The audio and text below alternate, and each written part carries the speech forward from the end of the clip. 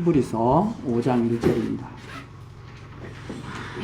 대제사장마다 사람 가운데서 취한 자이므로 하나님께 속한 일에 사람을 위하여 예물과 속죄하는 제사를 드리게 하나니 저가 무식하고 미혹한 자를 능히 용납할 수 있는 것은 자기도 연약에 쌓여 있음이니라.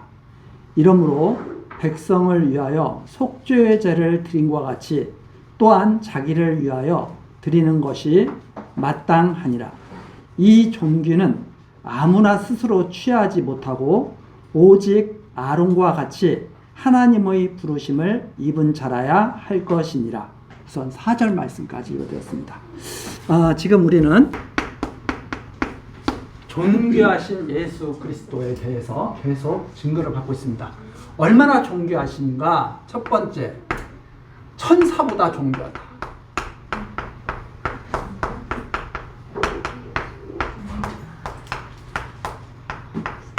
두 번째, 모세보다 존귀하시다.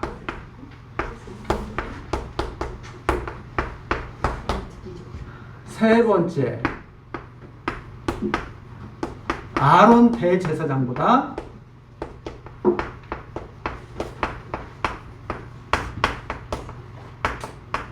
존귀하시다. 이 내용을 지금 계속 살펴나가고 있죠. 이렇게 쭉. 천사, 훨씬 존귀하시고 우월하신 분이다. 하나님의 사환이었던, 하나님의 종이었던 모세보다 훨씬 존귀하고 우월하신 분이다. 그 다음에 우리에게 대제사장이 있는데, 우리에게 있는 대제사장이시죠. 가장 대제사장이십니다. 지금 이제 이 내용을 우리 먼저 시간 마지막 부분에 우리에게 있는 대제사장이 있다. 대제사장, 예수 그리스도께서는 우리의 정말 참 대제사장이신데, 이스라엘 백성에게 있던 대제사장들은 아론의 아들들이 대제사장직을 계속 물려받죠. 이제 이것을 증거하면서 예수님이 아론 대제사장, 이 아론 대제사장이 하는 일은 백성을 대신해서 속죄하는 일이었죠. 하나님을 섬기는 일이었습니다. 백성들이 하나님을 잘 섬기지 못하고 죄악 가운데 살아가는 이 백성들을 대신해서 1년에 한 번씩 하나님의 속죄소에 나아가서, 지성소에 나아가서 백성들의 죄를 하나님 앞에서 고백하고 속죄하는 그 이스라엘 백성의 대표였죠. 하나님을 섬기는 대제사장. 이 아론 대제사장보다 훨씬 존귀하신 분이다 하는 내용이 지금 이제 5장서부터 이렇게 잘 증거가 되고 있습니다. 자, 5장 1절 보면 대제사장마다 사람 가운데서 취한 자다. 아론 사람이었잖아요. 이스라엘 백성 중에서 아론은 레위 지파였죠. 아론은 이스라엘 12지파 중에서 레위 지파에 속한 사람이었습니다. 모세도 레위 지파 사람이었죠. 그런데 모세는 대제사장이 되지 못했어요. 아론은 대제사장이 되었습니다. 그 이유는 무엇인가? 여기 잘 나오죠. 이 사람 가운데서 취한 자다. 하나님이 아무나 대제사장이 되는 게 아니라 하나님이 취하신 거예요. 너는 대제사장을 해라. 그래서 내가 맡긴 일을 이스라엘 백성을 대신해서 하도록 하라 하고 취하셨죠. 예물을 드리고, 사람을 위해서 예물을 드리고 속죄하는 제사. 그 대제사장은 하나님께 예물을 드리고 백성의 죄를 속죄하는 그런 제사가 바로 이 대제사장이 맡은 일이었죠. 그래서 2절입니다.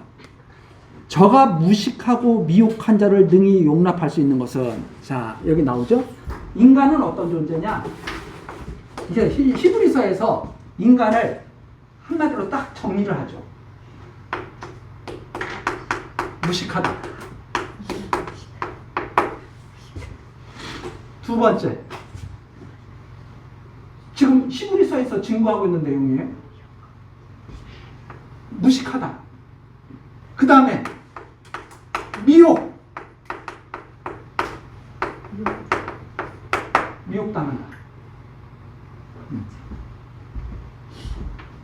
얼마나 연약해요. 저가 무식하고 미혹한 자를 능히 용납할 수 있는 것은 자기도 연약하다. 이게 왜 그런가? 이게 무식하고 미혹당하는 것이 왜 그런가? 이게 한마디로 말해서 연약한 인간. 얼마나 연약한 거냐면, 그리고 어떤 사람은 그럴 거예요. 내가 왜 무식해? 내가 얼마나 공부를 많이 했는데, 나는 뭐 몇 개 국어를 할 수 있는 사람이야. 나 유식해. 그것이 유무식의 관련이 아니고 하나님을 아느냐. 하나님을 모르면 무식한 거예요.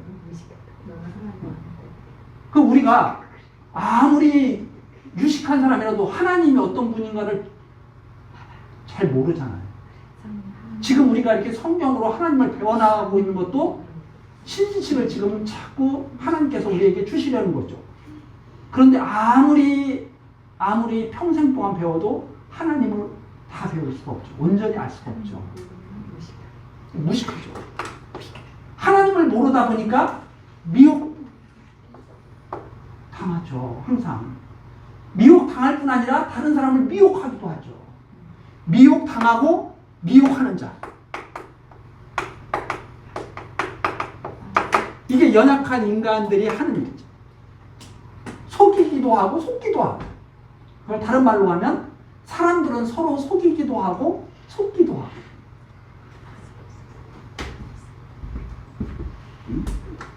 그래서 이런 성경에 나오는 이런 말씀을 인간들이 받아들이기가 어려운 이유가 자기를 부인하기가 이게 자기 능력으로 안 되는 거고. 누가 나보고 너 무식한 놈이면 좋아할 사람 누가 있어요? 너 남 속이기도 하고 속기도 하고 그러는구나. 그럼 좋아할 사람 누가 있어요? 인정하기가 어렵거든요. 그래서 자기를 부인한다는 것이 쉬운 말이 아닙니다. 하나님의 능력이 아니면 이걸 받아들이지 못해요. 다 받아들이지 못하니까 다 자기가 잘났다고 싸움이 왜 일어나요? 이거 인정하지 않습니다. 내가 너보다 나아. 계속 그런 소리 하는 거죠. 사람들이 싸우는 이유는 한마디로 말해서 연약하기 때문에 싸우는 겁니다. 강한 자는 안 싸워요. 정말 자기가 강한 자면 사람이 누구 한 대 탁 건드려도 그냥 가. 왜? 자기가 한 번 치면 그 사람 죽거든. 그래서 정말 싸움 잘하는 사람들은 웬만큼 누가 싸움 걸어도 끄떡도 하지 않고 그냥 한 대 툭 치면 그냥 갑니다. 그냥. 근데 어중간하게 싸움 잘하는 사람들이 너 내 주먹만 한번 볼래 하고 싸우는 거지. 자기가 대단한 존재인 줄 알고. 그러다가 인자 만나면 죽는 거예요. 그런데 대제사장 아론이 왜 이 사람들을 다 용납해가지고 하나님 우리는 연약한 백성들입니다 하고 하나님 앞에 나아가서 제사를 드리느냐? 자기도 그렇기 때문에. 그 바로 2절이에요. 저가 무식하고 미혹한 자를 능히 용납할 수 있는 것은 그걸 능히 다 받아들여가지고 하나님 앞에 나아가서 제사 드릴 수 있는 것은 자기도 연약에 쌓여 있습니다. 자기도 살아보니까 자기도 똑같다 이 말입니다. 살아보니까. 근데 사람들은 살면서도 이걸 못 깨닫는 사람들이 부지기수예요. 살면서 이걸 처절하게 깨달아야 하나님 앞에 엎드리게 되거든요. 근데 나이가 들어갈수록 더 기고만장해져. 자기가 지혜가 제일 많은 줄 알고. 그래서 자기 지혜로 막 사람들은 막 가르치면서. 인간의 지혜가 얼마나 대단하다고 그걸로 사람을 가르치려고 해요. 하나님의 말씀으로 전해줘야지. 자기 생각은 접고 하나님의 말씀으로 가르쳐줘야죠. 그래서 지금 대제사장이 왜 이스라엘 백성을 위해서 하나님 앞에 엎드릴 수 있었느냐? 자기도 그러한 사람이기 때문에 그걸 충분히 이해합니다. 그래서 3절 이러므로 백성을 위하여 속죄제를 드린 것 같이 또한 자기를 위하여 드리는 것이 마땅하니라. 그래서 대제사장도 하나님 앞에 나아가기 전에 자기를 위해서 먼저 제사 드리는 거예요. 그게 구약의 율법에 명하신 내용이죠. 아론 대제사장이 그냥 나는 깨끗하니까 하고 들어가는 게 아니라 자기를 위해서 먼저 제사를 드리고 그리고 나서 백성을 위해서 제사를 드리는 것이다. 왜? 자기 죄도 있으니까. 이게 아론 대제사장의 요약이죠. 자, 4절입니다. 이 종기는 아무나 취하지 못하고, 그런데 이 아론이 대제사장 되는 것은 아무나 자기가 되고 싶다고 해서 되는 게 아니에요. 그렇죠? 이 종기는 아무나 취하지 못하고 오직 아론과 같이 하나님의 부르심을 입은 자라야 할 것이라. 대제사장을 누가 삼으시느냐? 하나님이 삼으신다 이 말입니다. 아무나 하고 싶다고 해서 저 하고 싶습니다. 네가 해. 이게 아니라 하나님이 너 저 하기 싫은데 그래도 하라고 하면 해야 돼요. 이게 하나님의 능력이고 권능이에요. 하기 싫은 직분일지라도 맡길 수 있는 능력. 근데 우리들이 하나님을 잘 모르면 자꾸 인간들의 말로 가르치다 보니까 오해와 많은 그런 갈등이 유발이 되죠.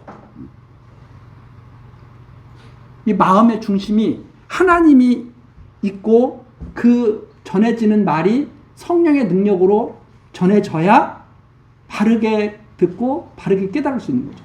아무리 전해줘도 성령이 역사하시지 않으면 자기 좋은 대로 해석하는 거예요, 다. 그래서 똑같은 성경을 읽어도 다 자기 좋은 대로 해석할 수밖에 없는 거죠. 그래서 차근차근 우리가 살펴보는 이유가 그렇습니다. 여기 나오잖아요. 아무나 스스로 취하지 못하는 것이다. 이것은 오직 아론과 같이 하나님의 부르심을 입은 자라야 할 것이니라. 그래서 아론 대제사장이 하나님의 택하심을 따라서 대제사장이 되고 그가 무식하고 미혹한 자들을 위해서 하나님께 제사드렸는데 그것은 자기도 그러한 인간인 것을 너무나 잘 알았기 때문에 하나님 앞에서 엎드릴 수가 있었던 것이다 하는 그런 내용입니다. 자, 이것처럼 이게 아론 대제사장은 바로 우리의 참 대제사장이신 우리에게 참 대제사장 되시는 그리스도에 대한 예표적인 인물이죠. 그리스도에 대한 예표적인 인물인데 또한 이와 같이 아론 대제사장 잘 살펴보지 않았느냐. 아론 대제사장처럼 그리스도께서 대제사장 되심도 스스로 영광을 취하심이 아니요 오직 말씀하신 이가 저더러 이르시되 너는 내 아들이니 내가 오늘날 너를 낳았다. 아들을 낳으면 사람들이 엄청 좋아하죠. 와, 내 아들 드디어 세상에 태어났네. 그거 좋아하죠. 즉 하나님께서 그리스도를 아들을 하나님께서 이 세상에 보내시면서 내가 너를 낳았다. 다시 말해서 내가 너를 너무너무 기뻐해.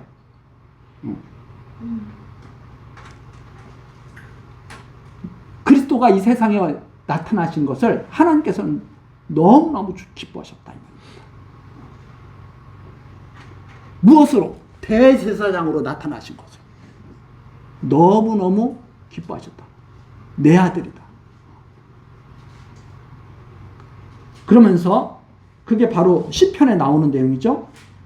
그 다음에 또한 이와 같이 다른 데에 말씀하시되 또 다른 성경에서 시편, 이것도 시편이죠. 내가 영원히 멜기세덱의 반차를 쫓는 제사장이라 하셨으니 예수 그리스도께서는 너는 아론 대제사장의 반차를 쫓는 대제사장이 아니야. 예수님은 멜기세덱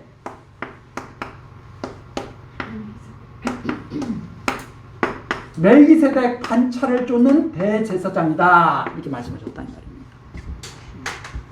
그럼 멜기세덱은 아브라함 창세기에 나오는 그 멜기세덱은 아브라함이 승리하고 돌아올 때 대적과의 싸움에서 승리하고 돌아올 때 아브라함에게 나타나서 복을 빌어준 대제사장이죠.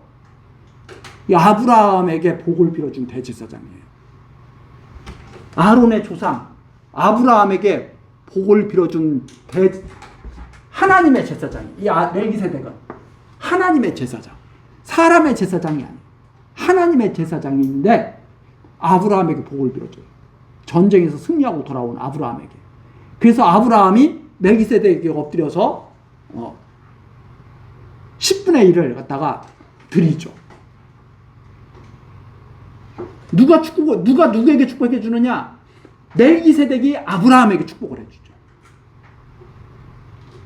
그러면 멜기세덱의 반차를 쫓는 참 대제사장이신 그리스도는 바로 아브라함의 자손, 아브라함과 아브라함의 자손에게 축복해 주는 그 제사장의 반차를 따르는 제사장이다 이 말입니다. 엄청나게 존귀하신 분이죠. 이스라엘 열조 아브라함을 축복한 제사장의 반차예요.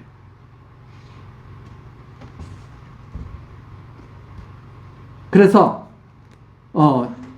이 아론과는 비교할 수 없는 정말 존귀한 그러한 분이시다 하는 내용을 증거해주는 그런 내용입니다. 7절이죠.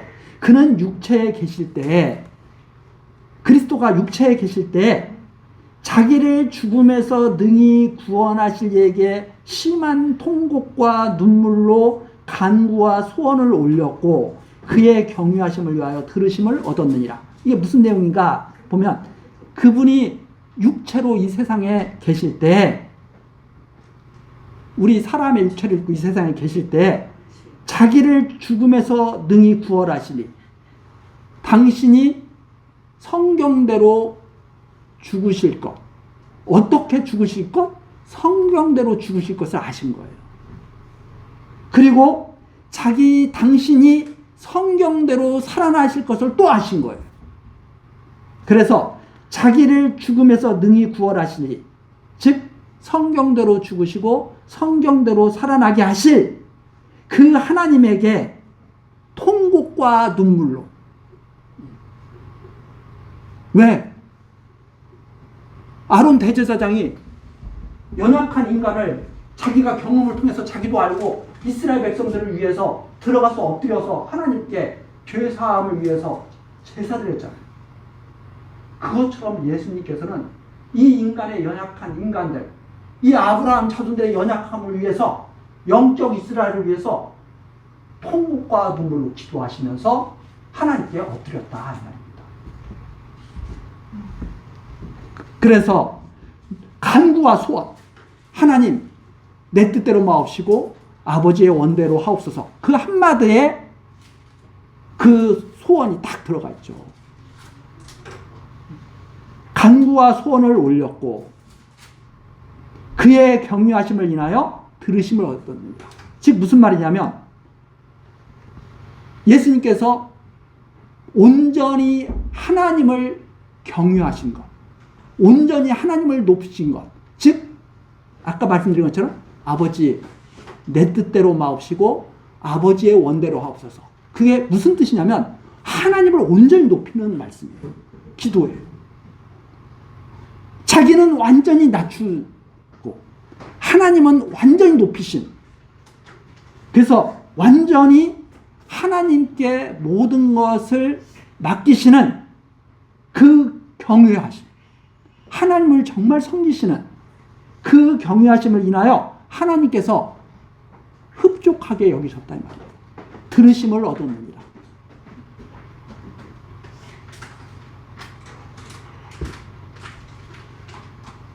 그가 아들이시더라도, 그분은 하나님의 아들이시잖아요. 너는 내 아들이라고 하나님께서 칭하셨잖아요. 증거하셨잖아요. 그가 아들이시라도 받으신 고난으로 순종함을 배워서 그 엄청난 고난 속에서도 하나님께 순종함이 마땅한 것을 드러내셨다. 자, 우리 보통 인간들은 어떤 생각을 갖고 있느냐면 이런 생각을 갖고 있죠. 하나님께서 내게 복 주시면 나 하나님 잘 믿을 수 있어. 그러나 하나님께서 내게 고통만 주신다면 난 하나님 믿을 필요가 없지. 이렇게 인간들이 생각하죠. 어떤 인간들이? 무식하고 당하고 미혹하는 인간들이. 그런데 안 그렇다 이 말입니다. 사단이 욥기에서 욥을 시험할 때 사단이 그렇게 하나님께 그렇게 도전하거든요. 하나님, 욥이 왜 그렇게 하나님 잘 섬기는 줄 알아요? 하나님께서 복 주시니까. 한번 저주 내려보십시오. 다 망하게 해보십시오. 아들, 딸 다 죽게 해보십시오. 재산 다 탕진하게 해주십시오. 온몸에 병이 들게 해주십시오. 그러면 반드시 하나님 욕하고 떠날 겁니다. 이게 첫 번째 그 도전이죠. 거기에 미혹당하는 인간들은 바로 이런 겁니다. 그게 아니다 이 말입니다. 그래서 온전하게 되었습니다. 고난을 통해서 오히려 하나님을 더 경외하는, 욥기가 바로 그런 내용이잖아요. 고난을 통해서 하나님을 귀로만 들었던 하나님을 눈으로 보고 하나님 앞에 하나님 앞에서 살아가는 욥이 되잖아요. 정금같이 나오는. 그래서 욥은 바로 그리스도에 대한 예표적 인물이 됩니다. 그가 아들이시라도 그런 고난을 배워서 그런 고난을 순종함을 그는 고난을 통해서 하나님께 엎드리는 모습을 보여주신 것이다 이 말입니다. 순종함을 배워서 온전하게 됐습니다. 그래서 온전한 대제사장, 인간의 약점까지도 다 완전히 이기시는 그 온전하게 되었습니다. 자기를 순종하는 모든 자에게 영원한 구원의 근원이 되셨다. 그래서 대제사장 아론 대제사장은 자기를 위해서도 제사를 드려야 되지만 이분은 자기를 위해서도 제사를 드려야 되지만 참 대제사장인 그리스도는 이제 영원한 대제사장이 되신 것이다 이 말입니다. 영원한 구원의 근원. 아론 대제사장은 일시적인 구원의 근원이잖아요. 1년에 한 번씩 일시적으로 구원의 근원이죠. 아론 대제사장이 1년에 한 번씩 지성소에 들어가야 돼요. 안 들어가면 이스라엘에게 구원이 없어요. 1년에 한 번씩 대제사장이 들어가듯이 그렇게 들어가는 것이 아니라 이분은 온전히 순종함을 배워서 영원한 구원의 근원이 되신 것이다. 이 뜻이 바로 9절까지입니다. 그리고 10절입니다. 하나님께 멜기세덱의 반차를 쫓은 대제사장. 그래서 하나님께서 너야말로 참 대제사장이다. 너야말로 영원한 멜기세덱 반차를 따른 영원한 하나님의 제사장이다 하고 칭함을 받은 것이다.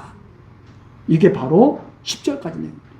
너무나 확실하고 명확한 그런 말씀이라는 것을 우리가 알 수 있습니다. 다음 시간 11절 내용서부터 또 살피기로 하고 오늘 여기까지 하시겠습니다. 기도하시겠습니다.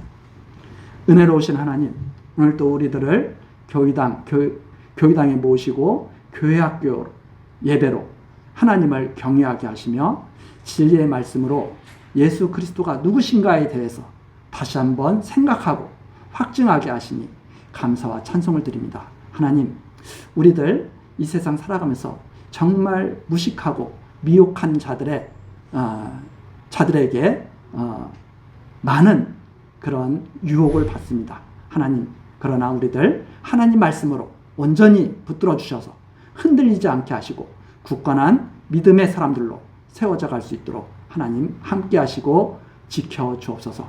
하나님께서 시작하신 일 온전히 이루실 것을 믿사옵고 예수 그리스도의 이름으로 기도드리옵나이다. 아멘.